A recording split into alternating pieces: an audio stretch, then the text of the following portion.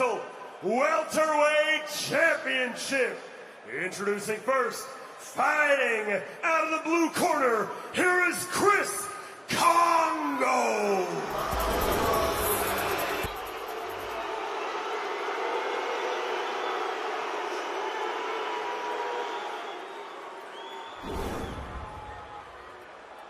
And his opponent, fighting out of the red corner, accompanied by Albanian rapper Noisy, make way for the Albanian King, Florian Marku.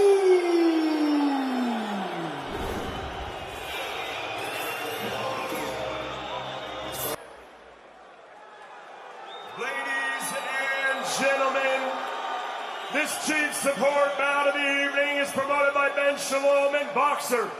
Brought to you live worldwide on Sky Sports and NBC's Peacock. 10 3-minute rounds for the IBO Intercontinental Welterweight Championship. With our supervisor in charge, Ian Aldis, and our steward in charge, Charles Giles. Our timekeeper, Stephen Pucci, and our judges at ringside, Michael Alexander, Steve Gray, and Mark Bates. With our referee in charge, Howard Foster. Let's meet the fighters. First, fighting out of the blue corner. Wearing the black trunks with white trim, he stands 6 feet tall. He weighed in at 10 stone, 6 pounds, 5 ounces.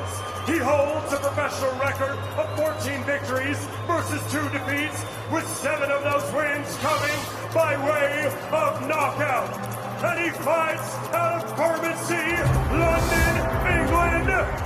Introducing the former WBO Global and WBC International Silver Welterweight Champion, Chris Too Slick Kongo.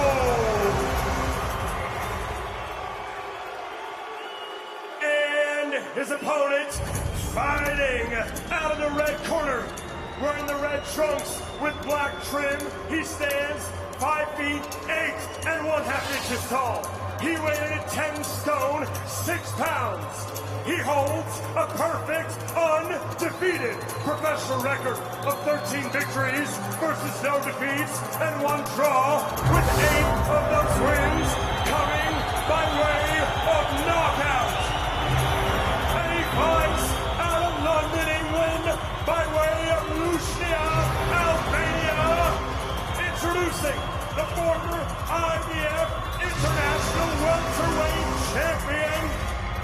All hail the Albanian King, Florian Marku.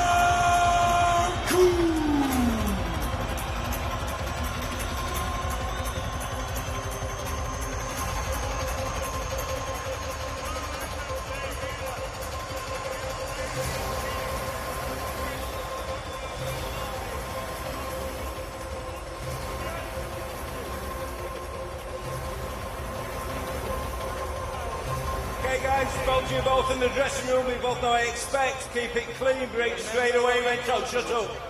Both you watch your heads in close, good luck to you both, good luck. So here we go, finally, the talking between these two is over.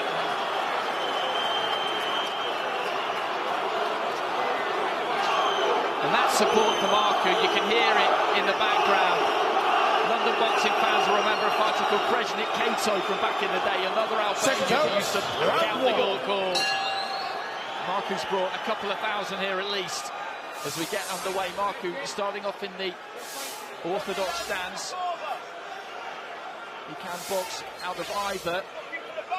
We will see him switch during the course of the fight, I'm absolutely sure. You look at them physically, they're very different. Kongo long and lean. Nothing on him at all. Ripped to a shred at the weigh-in yesterday. Marku thicker around the shoulders, stockier. What they do both have, which is something that makes you very well suited to being a fighter, is ridiculously long arms.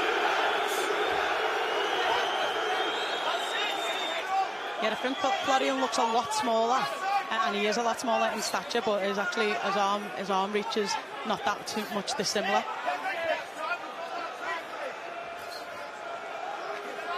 Kongo set up very, very correctly. Good amateur, spent some time on that GB squad.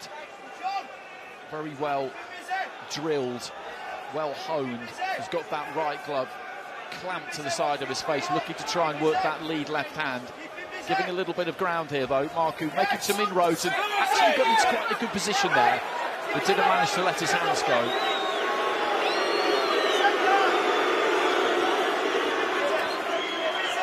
I think that was really smart what he did when he was backed up a little bit on the ropes, and he was expecting, you know, I think that's why his hands are so tight. Marku can punch, and what he did is he just smothered them straight away so he couldn't get the big shots off.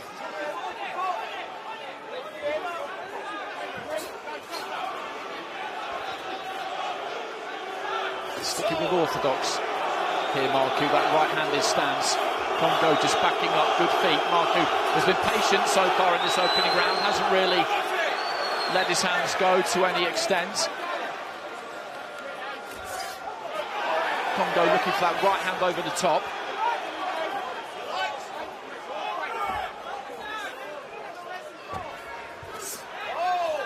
CBC in him employ it again. As soon as his back touches the rope, he just closes the space and holds on so that Marku can't let any shots off.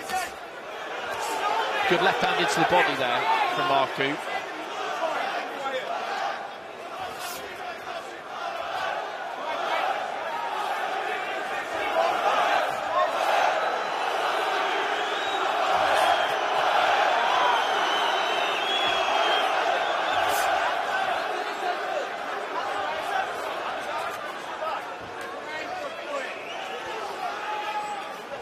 Yeah, Kongo not really allowing Marku to get off with his shots. He's staying at a distance, or he's getting in close and smothering him, tying him up, but he's not going to be able to do that for the whole distance and win the fight at some stages. For Chris Kongo, Dalton Smith in that Marku corner, just gazing between the ropes. Fantastic win for him against Cepeda.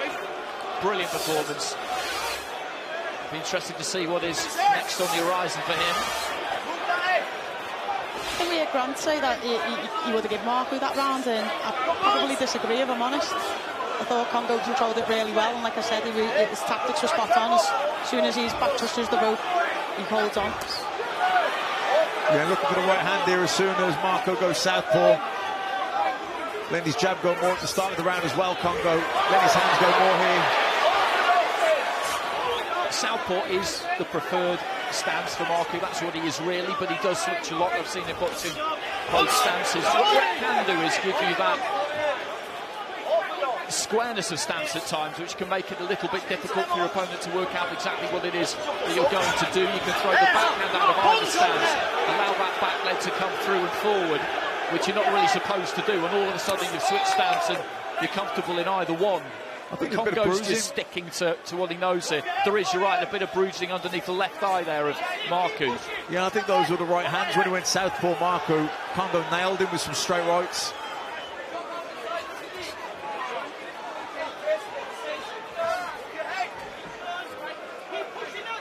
Good feint there from Kongo as Marku was just closing in. He threw the feint, it gave him something to think about. He hesitated, the Albanian, and then Kongo just stepped off to the left-hand side.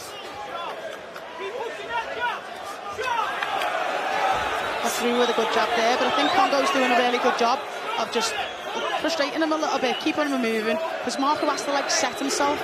He wants to throw the big shots, the big power shots. Look at the leg from the right eye of Kongo. I think there is, yeah. I think there's a little bit of damage underneath that right eye too, or on the corner of it, unless it's transference from Marku, but I think they've both got a slight wound, maybe from a head clash, who knows. Yeah, I think Kongo's frustrating Marku. Marku's obviously initiating the attacks. He's trying to pressure Kongo, but Kongo is not really letting him get the fight at the range he wants to fight at. You know, he's smothering him up close, and he's staying at a distance, and he's moving, feinting, and nice jab there from Marku, but he's having to work hard just to land a few shots here. Good right hand though from Marku. Looking to try and finish the round strong here, and back Kongo up. He tries to come back with the right hand, and that has got the crowd going. Kongo steady, sings a bit with a jab to the chest, and then a solid right hand straight down the middle. Yeah, just feinting the jab, then turned into a left hook, right hand combination. Good shots. Good right hand from Marku. fight really starting to heat up here. Absolutely, closing stages of round 2. Right hand into the body. That was a good, again, solid punch that just rocked him back onto his heels. Over in the other corner, there was that little bit of damage to the corner of Kongo's right eye. The referee came over and indicated to him, I think, Tash, that was caused by a punch. Yeah, I seen him telling the people at the board over on the other side. It doesn't look particularly serious, so I don't see it having a huge bearing on things. It's right at the outside corner, so even if it did start to bleed profusely, it'd be just on the outside and out of your vision. Controlling the range is key here for Kongo. He wants to fight. He wants this fight fought at long range. Marku wants to sneak in, dip down low, and get it at medium range.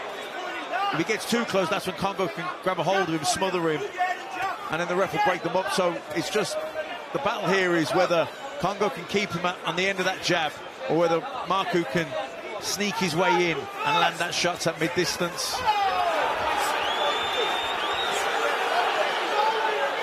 But as he gets close, he's got to be careful not to get too close, because that's when Kongo can tie him up. I think that's what Bron Smith in the previous round was telling him about. He had the range perfect, and you're getting too close to let him do that.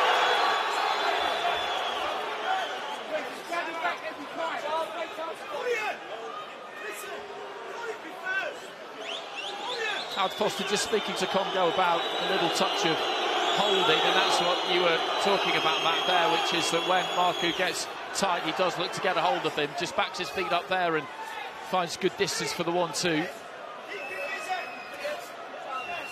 But he can still smother him, he can still negate him by just stepping to him and staying close to him. He doesn't have to hold him.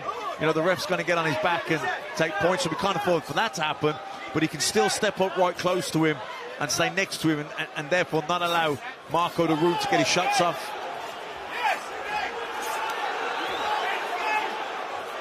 Again, just coming forward there, Marku trying to barrel Kongo back into the ropes. Kongo able to turn off the ropes comfortably enough. He's looking nice and sharp here, Kongo. Marku is the kind of fighter who will keep bringing the heat, confident that he can bring it to bear at some point. Left hands landed by both of them there in quick succession. And we did see Kongo in his fight against Eko Esserman start well, build up a lead at halfway, and then get overhauled in the second half of the fight. Some people I've spoken to wonder about his stamina over the 12 rounds. Kongo, basically because he's 6 feet tall, and making this weight for him must be hard work, although it's what he's always done. I think that's always my worry for Kongo. You know, he's beaten Marku now by the speed and the agility in his feet, but as that slows down and as the fight goes on, Marku will have a little bit more success.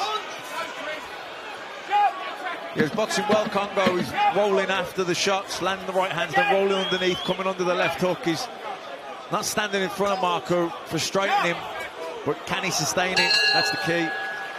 Because basically, whatever your argument is, whatever your viewpoint is, you can find information that will back up and fit that argument and make it very convincing.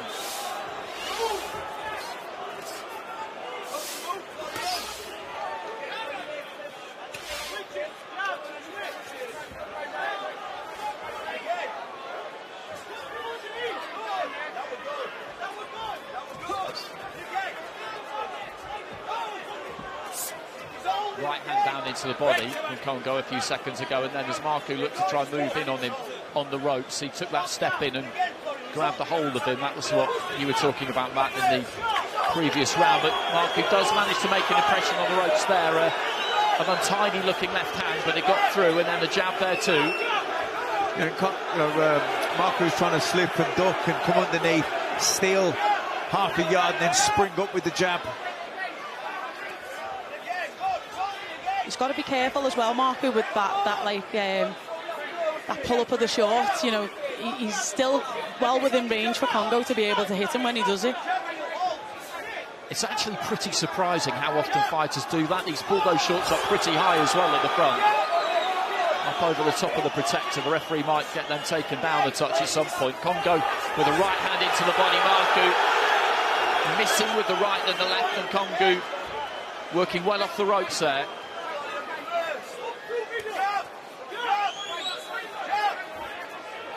Great uppercut again. Good boxing. Landed the uppercut, then just turned away, pivoted around that front foot.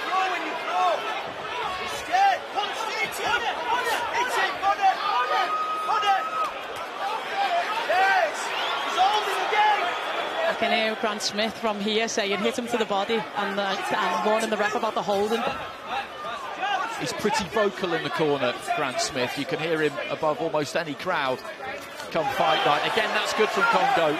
Kind of a reverse 1-2, led up with the right hand, then the left uppercut, but Marku trying to come back into it himself here. As I said previously, he will keep the faith, he will keep coming forward, he will back his chin and his ability to wear his opponent down. Marku's got to be careful with the back of the head shots. I think he's already been warned. Same as Kongo with the holding, but... Good body shot went in there from Marku.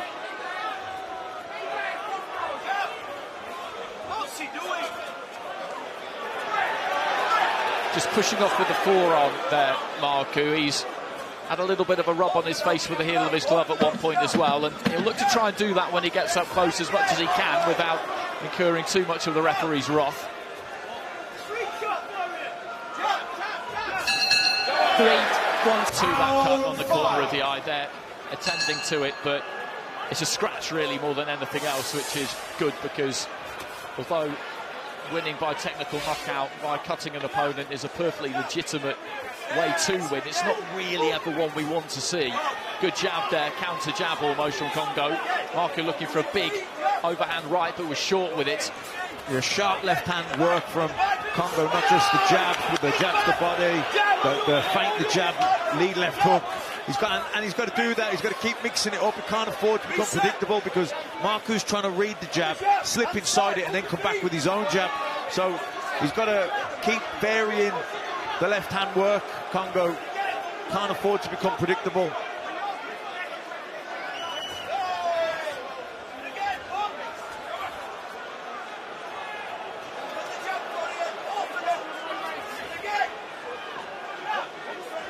Landed the lead left hand there, Marku. He didn't really move in behind it. He's got his left arm trapped there by Kongo.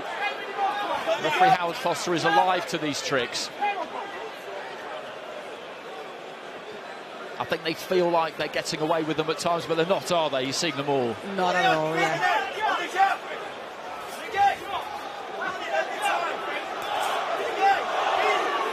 See Marku leaning to the left and jumping with the jab. I think Kongo should feint the jab, throw this lead right, a short right hand left hook, try and walk him onto it.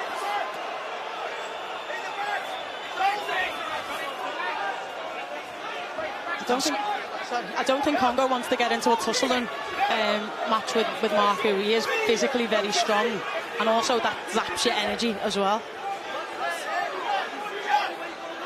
It's one of those fights where when you look at the two of them physically next to each other with the referee at the start, you feel like you know what each one of them needs to do. The tall, lean, angular Kongo needs to keep it on the outside, and he does have the technique to do it, whereas Marku's got to find a way past that jab, and it's turning out to be exactly that. Yeah, Marku's keeping him under pressure though, making him move urgently, not at his own pace, trying to force the pace, make him work harder than he wants to. And then trying a good body shot there though from Kongo. And we don't know how the judges are scoring this, but come the end of this round we'll be 5 deep. And I don't think Marku will have much on the board. Good left hand there though from him. I mean, I've got Kongo ahead by a few rounds, but you know, again, we said it before, he has been 6 rounds ahead before and ended up losing the fight, so...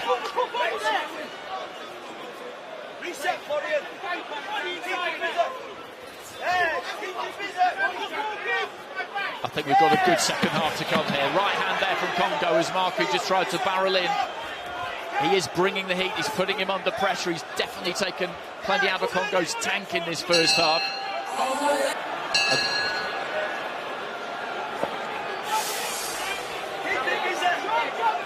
So into the second half of the fight, Florian Marku in the red and black with the Albanian eagle on the side of the shorts. Chris Kongo in the black and white.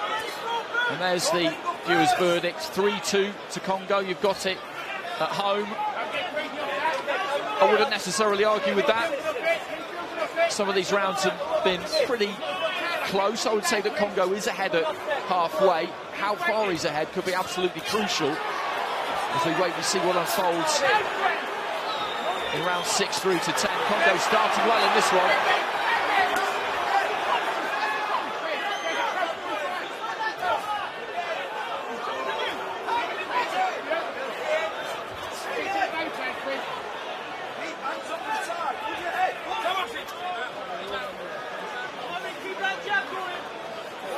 Marku's taking the fight too, Congo, so Congo's really got to mix things up. Lots of feints, jab, head, body. Maybe feint the jab, walk him onto the right hand, left hook. He can't afford it. He's got to get his respect. He's got to make Marku think twice about coming, so that when he does feint, he buys the feints. And he's got to do that by hitting him with something hard, getting his respect. Landed a good backhand just a little bit before. He really took his feet with him. He had to travel quite a long way to get there, but was kind of scurrying in almost. We just gave him that platform to punch from, and he's just trying to pin Kongo back into the corners here. He's doing really well. You know, when his back's on the ropes, he's just spinning him off. You know, before he was holding a little bit and then trying to walk him back, but now he's that was a good backhand. Sharp right hand there from Kongo, nice and accurate as well, and then he found that space, that open canvas up to his left hand side.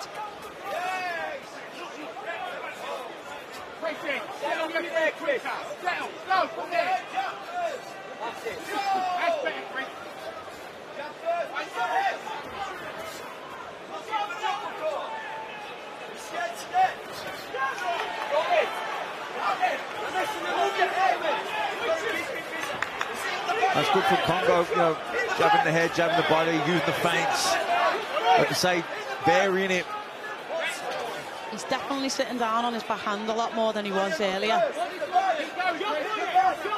And that jab to the stomach or to the chest for Kongo works well, because it's a big target, that's also of Marku's, and it's the area of him that will move least. And it just causes him to take that step up and start again. Marku, in this kind of position, that's really where he needs to make it count, but Kongo answered him back and stepped up to